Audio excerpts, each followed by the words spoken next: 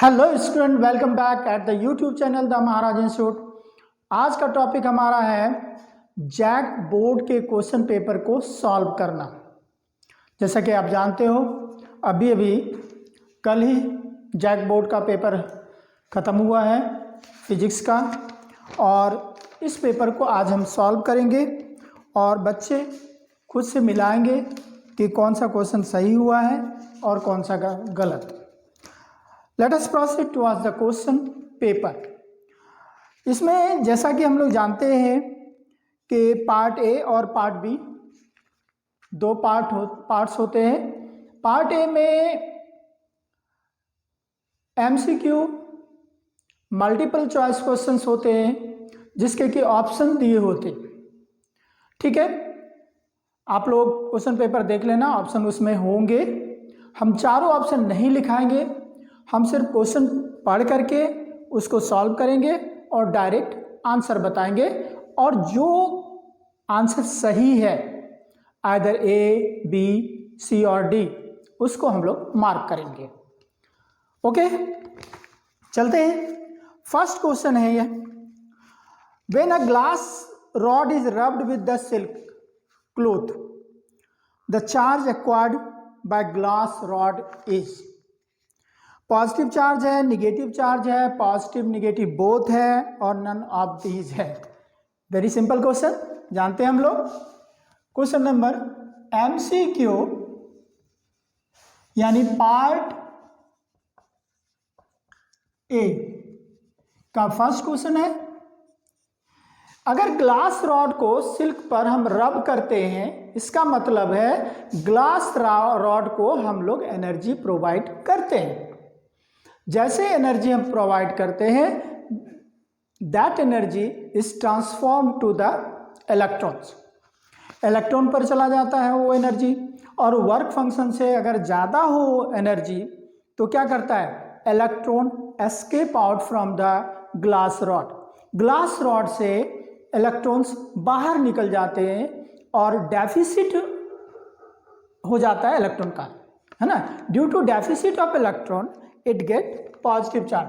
तो इसका आंसर हो जाएगा ए, यानी पॉजिटिव चार्ज। चलते हैं सेकेंड क्वेश्चन।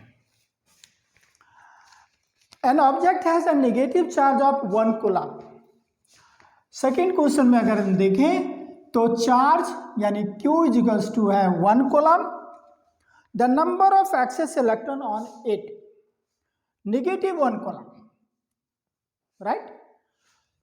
हम लोग जानते हैं एक इलेक्ट्रॉन पर जो चार्ज होता है -1.6 इंटू 10 के power -19 coulomb. Very simple, quantisation of charge का एक फॉर्मूला है Q is equals to n e, और n इज इक्वल्स टू हो जाएगा Q अपॉन E।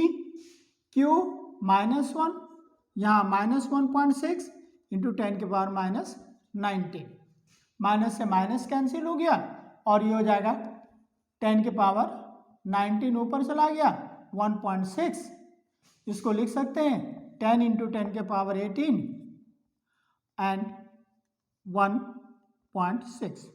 इसको जब हम काटेंगे ऑप्शन में, हाँ डी ऑप्शन, इसका आंसर हो जाएगा 6.25 इंटू 10 के पावर 18 इलेक्ट्रॉन, राइट। तो इसका आंसर हो गया आपका डी। समझ में आ रहा है? ओके, नेक्स्ट यानी थर्ड क्वेश्चन अगर हम देखें,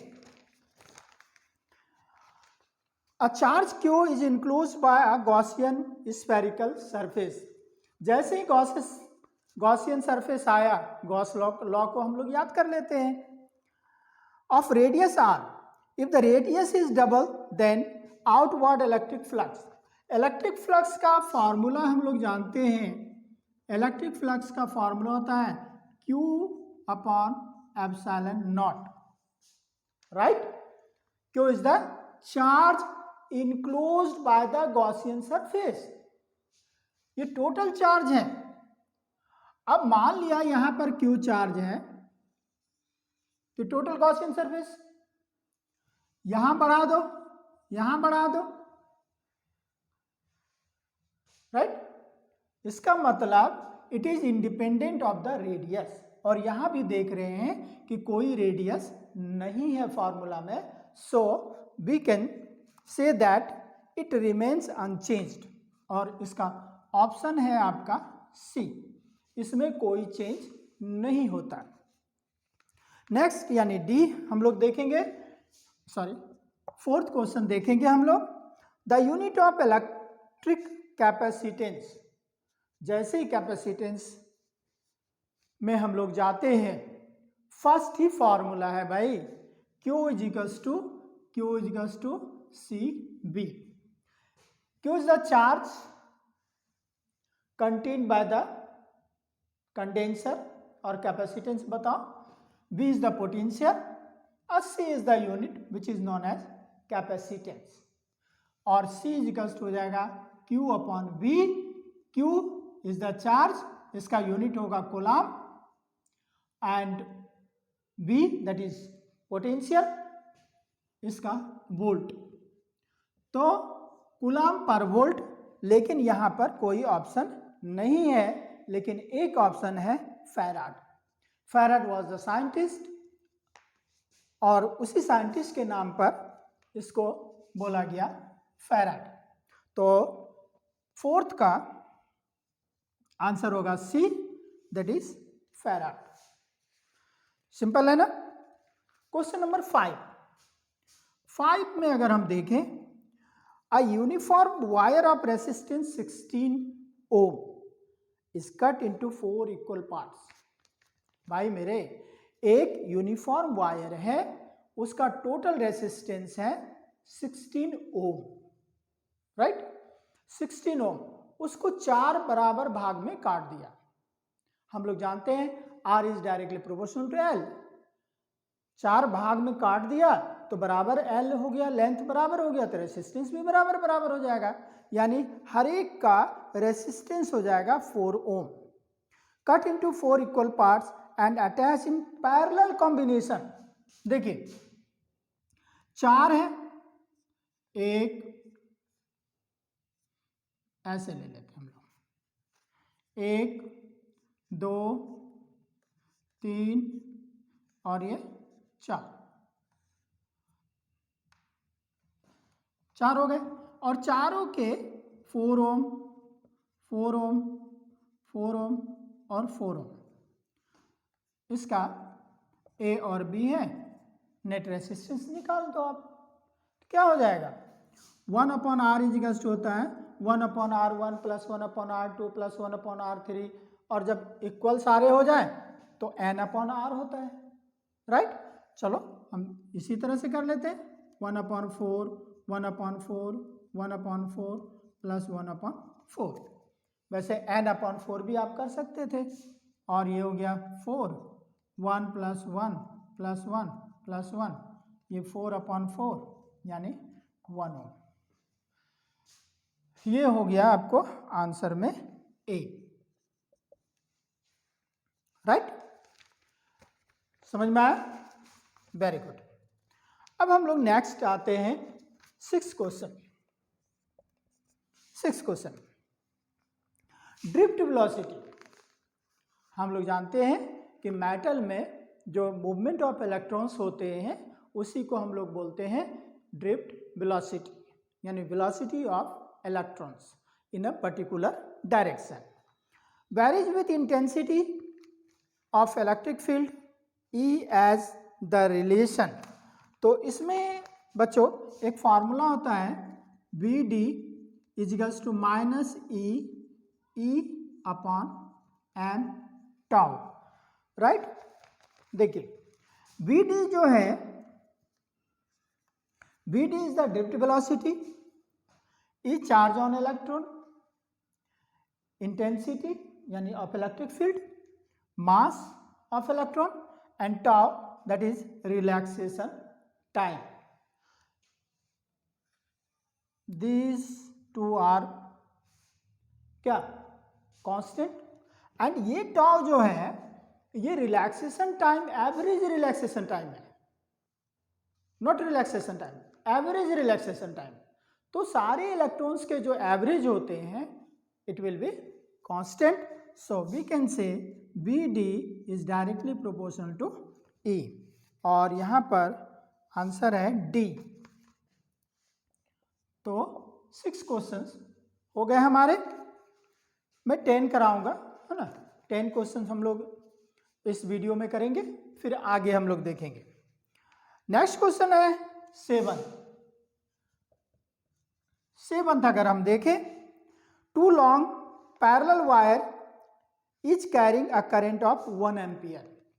2 पैरेलल वायर है और दोनों में एक एम्पियर का करंट फ्लो कर रहा है इन द सेम डायरेक्शन।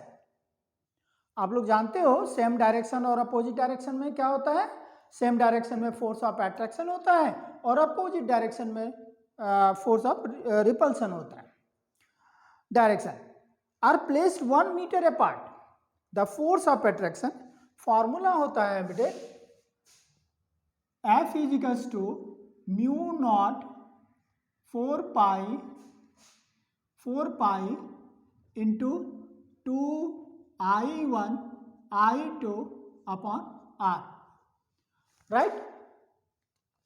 कई लोग यहां पर 2 पाई लिखते हैं, हमने 4 पाई लिख दिया, यहां 2 लगा दिया।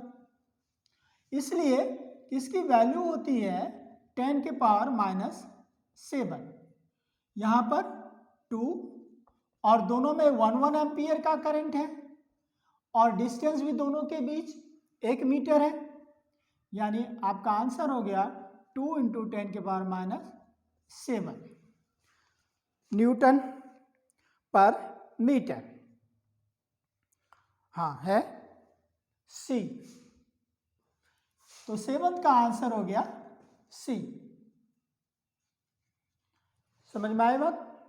Very good. चलते आगे हम 8 देखते हैं। ये तो डायरेक्ट फार्मूला है बेटे। In a uniform magnetic field a conductor of length L।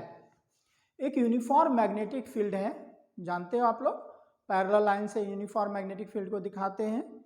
उसके बीच एक कंडक्टर है जिसका कि लेंथ L है। इस प्लेस पैरेलल रखा गया है to the magnetic field. When a current I is passed through the conductor, the force on the conductor will be। देखिए 8 की बात करें हम लोग, F इज इक्वल्स टू होता है बिल BIL साइन थीटा, ठीक है। A conductor of length L is placed to the magnetic field when a current is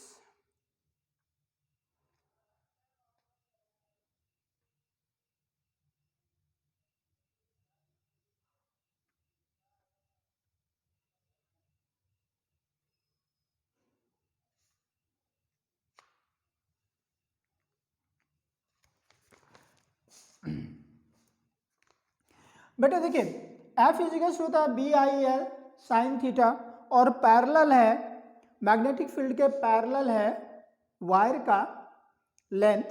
that means magnetic field और लेंथ के बीच यानी वायर के बीच का एंगल हो गया 0 degree, sine 0 that is force हो गया आपको 0। तो यहाँ पर आंसर है डी। 8 का आंसर हो गया डी।